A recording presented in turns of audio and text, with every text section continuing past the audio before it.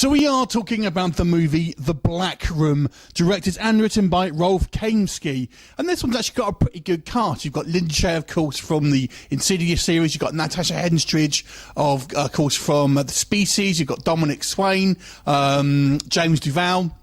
So you've got a pretty recognisable cast here of kind of cult, horror and sci-fi. And the story here is a sexually charged occult horror.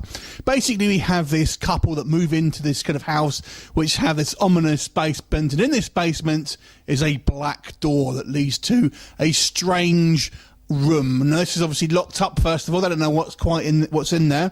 But it turns out it's actually home to an incubus. And it's basically been kind of locked in there by the previous owner, but it escapes ultimately and takes over the husband, possessing him, causing him to have strange sexual powers over pretty much anyone who meets. And, he goes through a variety of different encounters, shall we say, throughout the film, and suffice to say, it all ends in a rather gooey mess. So let's talk about what works and what doesn't work with The Black Room. So first of all, I've got to say this is a very imaginative film. It's very much an effects-driven film. It's not so much a creepy film, but I did like some of the imaginative things that they do here. Now, I will say it actually does have a scene of tentacle rape in it. So if you are a hentai fan, then you may get a kick out of this one. I was kind of surprised to kind of see it in a film, and let me tell you, it goes quite far. That's all I'm going to say. So, I think the cast's pretty good. I think the effects here are a mixed bag, to be honest with you. The opening here, the kind of the prologue, I guess, is pretty weak, to be honest, and kind of sets a kind of almost like a cheesy kind of jovial tone because the music is so inappropriate for it. But I've got to say, once the story gets going itself, it's an interesting, somewhat original story, and it has its tongue in cheek to a certain degree. I think Natasha Henstridge is actually quite good. She's got fantastic at the age, I've got to say.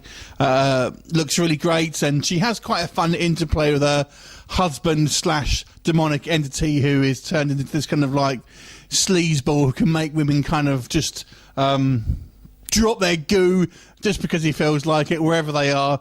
So it makes for some interesting encounters.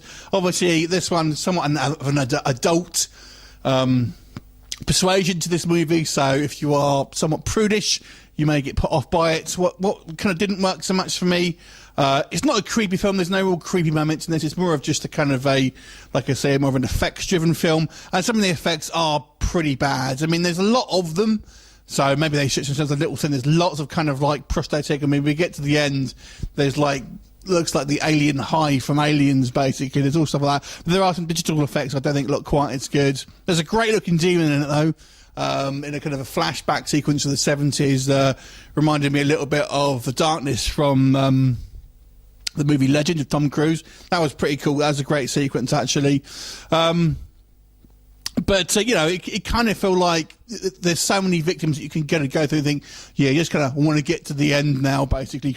You understand that you're going to get down to the kind of the final girl and these kind of people that turn up and think, okay, you're clearly just fodder. But, the story itself feels like it's treading water once or twice throughout this film. But it's certainly a fun film. I think maybe it could have done with upping the kind of the creepiness and kind of maybe downplaying some of the silliness, because it is a kind of a little bit of a silly film.